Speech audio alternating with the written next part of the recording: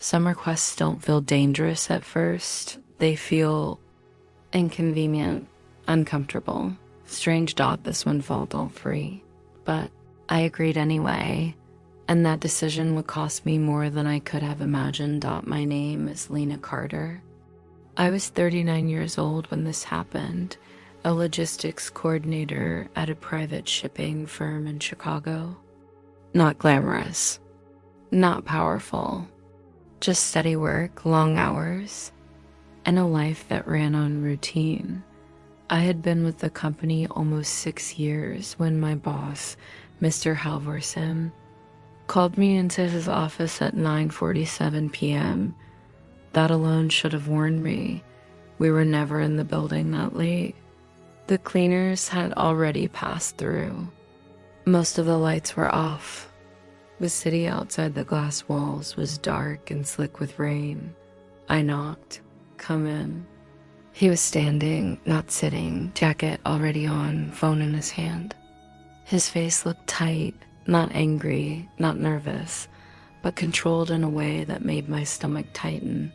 "Lena," he said, "I need a favor." Those 4 words, they never mean what people think they do. He slid a small, sealed package across his desk, brown paper.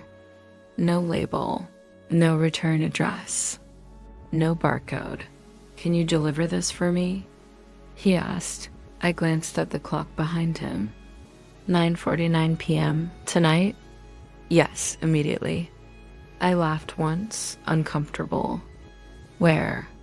He handed me a folded slip of paper with an address. South Side, industrial stretch near the river. A part of the city even Uber drivers avoided after dark. "Why me?" I asked. He didn't answer right away. Then, "Because I trust you." I should have said no instead. I heard myself say, "Okay." The rain had started, coming down harder by the time I pulled onto the expressway. The package sat on my passenger seat like it had weight far heavier than paper and tape. Kept glancing at it. There was no company logo, no invoice, no shipping manifest. Nothing official about it. My phone buzzed. "Mr. Halvorsen, do not open it. Do not stop. Call me after delivery." That was the first moment fear entered my chest. Not panic. Just that quiet, heavy awareness that something was wrong. The address led me past warehouses with broken windows, shuttered factories, an empty lot swallowed by weeds and rust. When my GPS finally said, "You have arrived," I almost kept driving. The building was abandoned. At least it looked that way. No sign.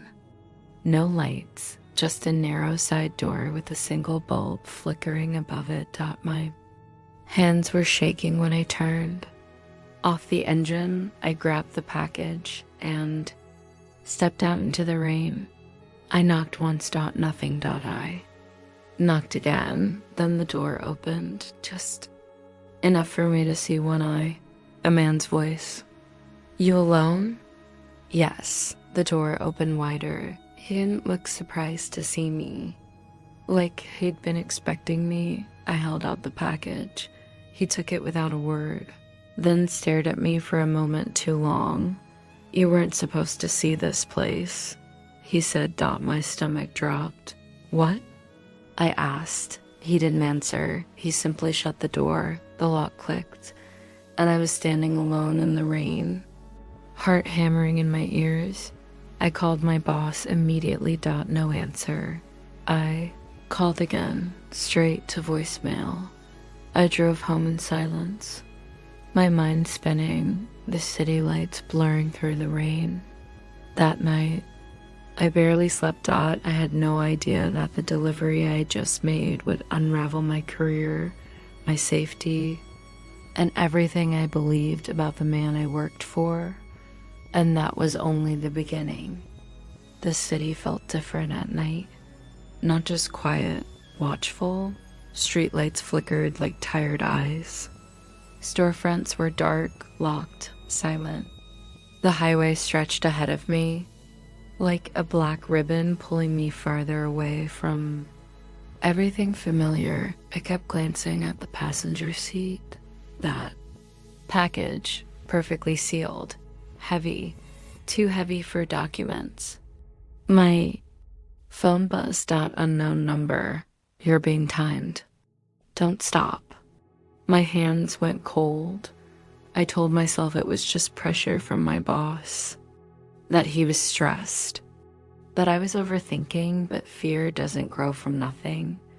The address he gave me wasn't in the city. It was past the industrial district, where abandoned factories rot beside the river and no one goes unless they have a reason, or nowhere else to go. The GPS lost signal 10 minutes before I reached the location. I should have turned back then. Instead, I kept driving. The road narrowed. The trees closed in.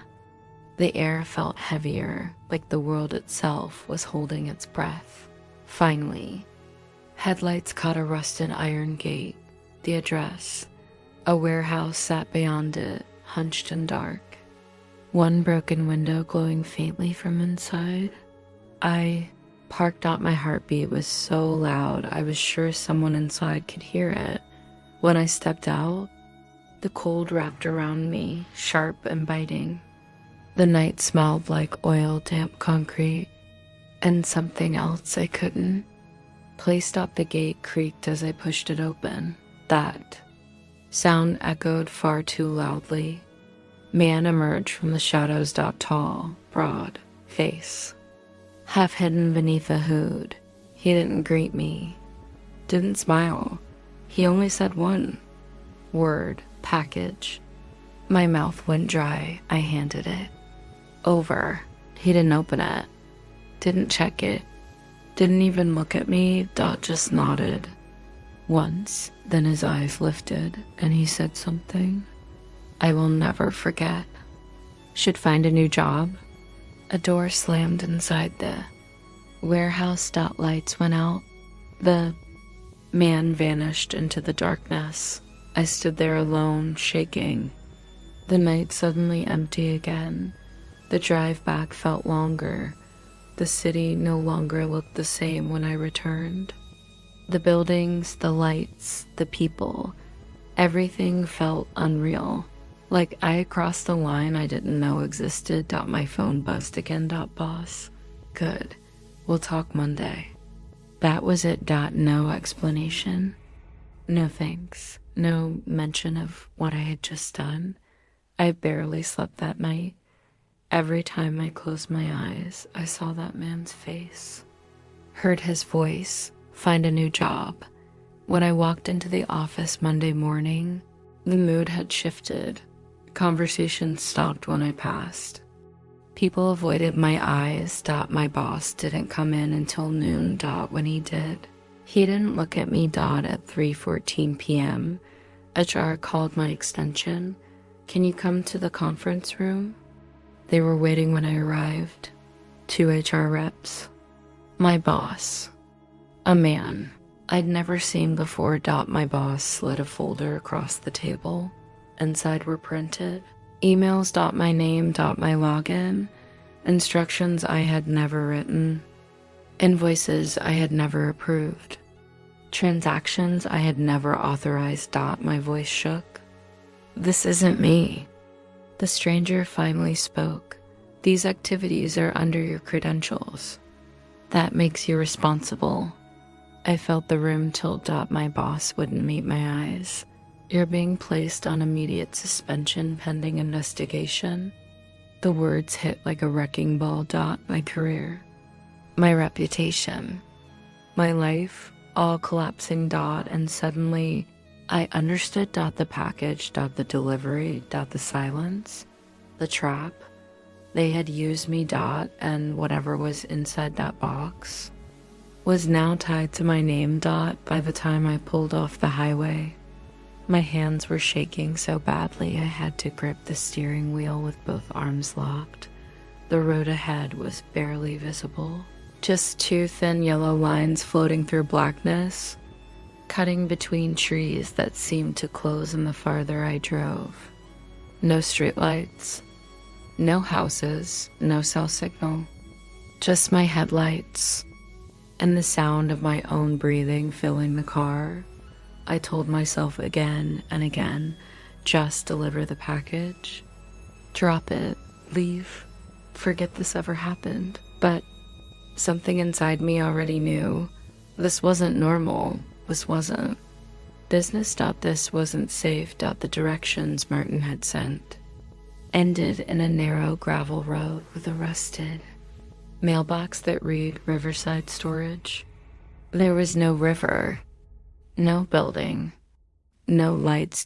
Just an old chain link fence stretching across a dark field, and a gate hanging open, like someone had forgotten to lock it. My car rolled to a stop. The engine idled. The package sat on the passenger seat beside me. That's when I heard it. A car door. Somewhere in the darkness. Not mine. Another one. I froze. My heart started pounding so hard I thought I might pass out. I turned my headlights slightly to the right and finally saw the silhouette of a man standing near the fence. He wasn't alone. Two more shapes emerged behind him. I didn't recognize any of them. And suddenly, everything inside me screamed, this is wrong. Reached for my phone. No signal. Of course. I thought about driving away, but before I could shift into reverse, one of the men started walking toward my car. Slow. Calm. Like he already knew I wasn't going anywhere. My hands felt numb. My throat went dry. The window between us suddenly felt very thin. He stopped a few feet from my door, tapped. The glass. I didn't move.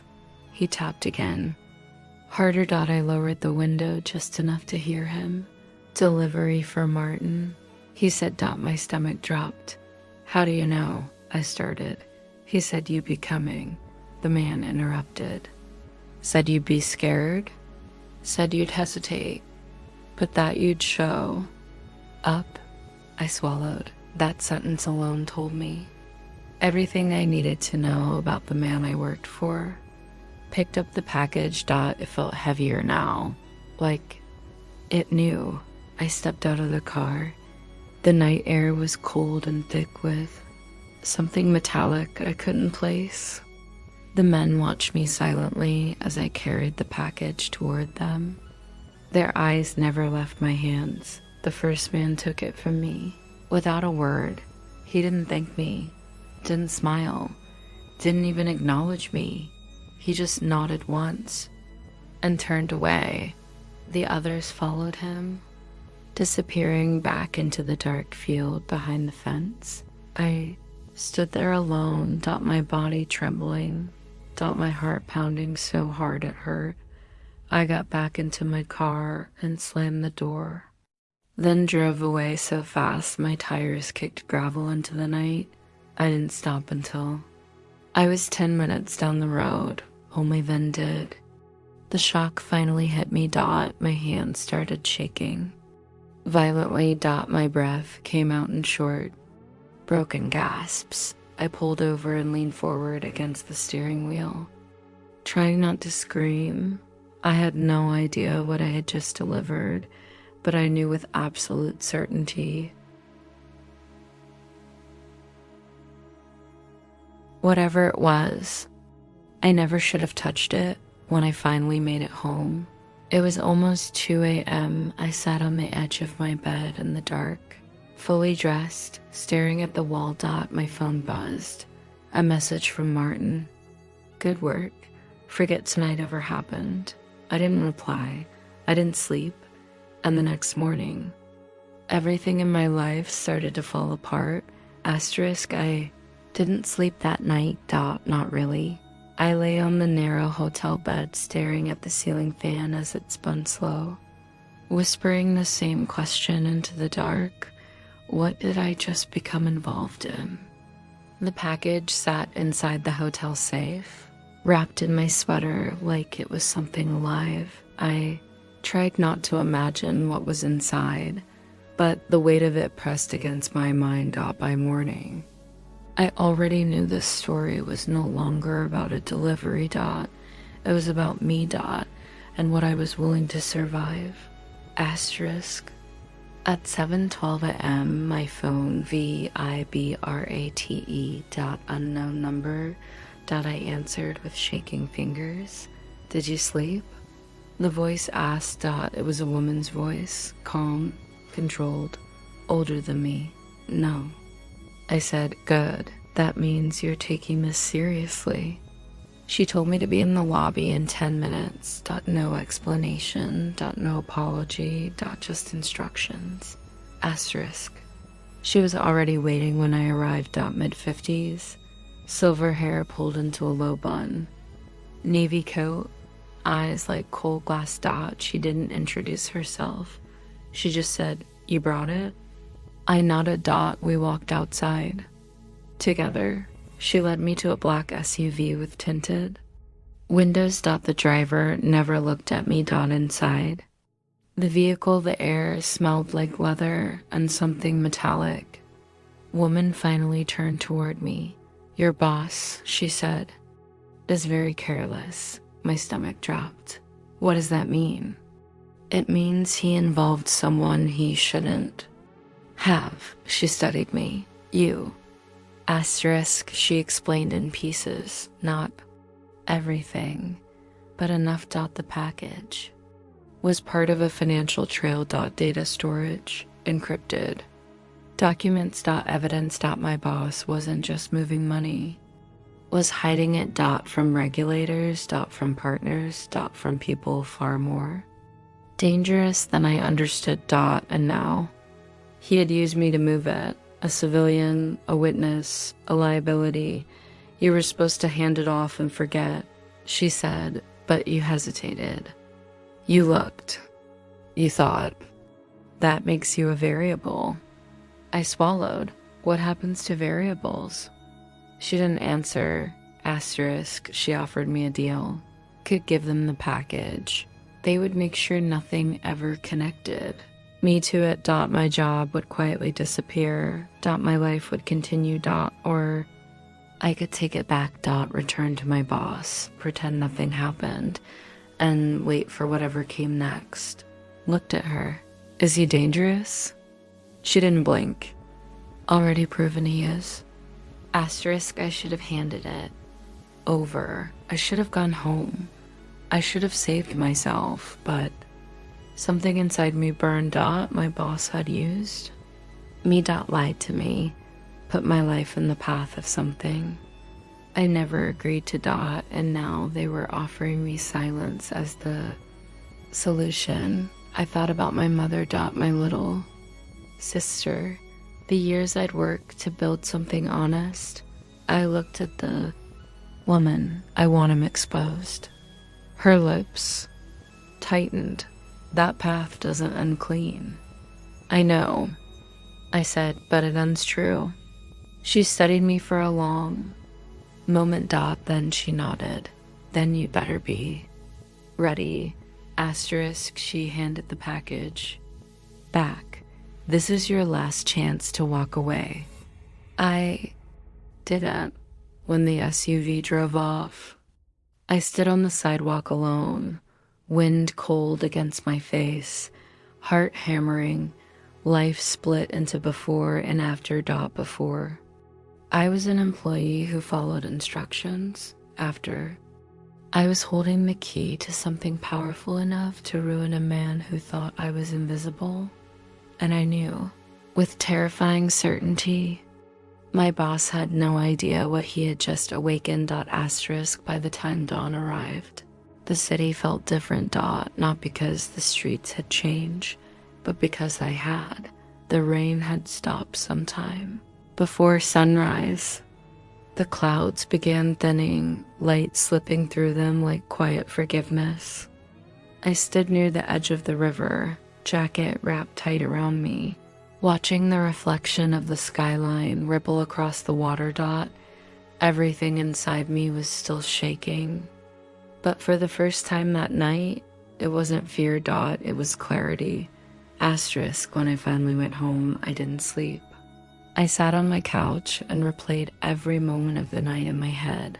The warehouse, the package, the van, the names, the faces. The threat my boss had placed in my hands without a second thought, Dot. By noon, my phone began to ring. Unknown numbers. Blocked calls. One voicemail after another. But there was only one call I answered, Dot. It was from the investigator. "We moved in," he said. "The information you gave us was enough. We've been tracking them for months. Your boss is in custody." I closed my eyes. A wave of relief swept through me so hard, my hands began to shake, Dot. Then he added quietly, "You probably saved several lives." I didn't know what to say. Asterisk, 2 days later, I returned to the office, Dot, not because I had to, but because I chose to. The building felt hollow. Half the desks were empty. That chair stood by the elevators. The CEO's office door was locked. Police tape still hung in the back hallway. Near the shipping room, everyone knew. They all looked at me differently. I walked to my desk, packed my things, and when that jar asked if I wanted to give a statement, I nodded, Dot. I told them everything, Dot. No more secrets. No more fear. No more silence. Asterisk, I resigned that afternoon. Not because they asked me to, but because I understood something now. A job that costs your conscience is too expensive. I walked out with nothing but my bag and the kind of quiet strength you only earn by walking through hell and choosing not to stay. There, asterisk, weeks passed out, the case went public. Charges were filed. Names were released. My boss's face appeared on the news. The company shut down. The investigation expanded, and my life slowly began to breathe again. I found new work, new purpose, new peace, but most importantly, I found myself. Asterisk. That night taught me something I will carry forever. Sometimes the scariest road is the only one that leads you home. Sometimes the moment you think will destroy you is the one that saves you. And sometimes, when someone asks you to carry something in the dark, what they're really handing you is the truth. Asterisk, if you're standing at the edge of a choice right now, if your gut is screaming while your world tells you to stay quiet, if fear is whispering that it's safer to obey, listen to your soul, because the night I refused to stay silent was the night my life finally began.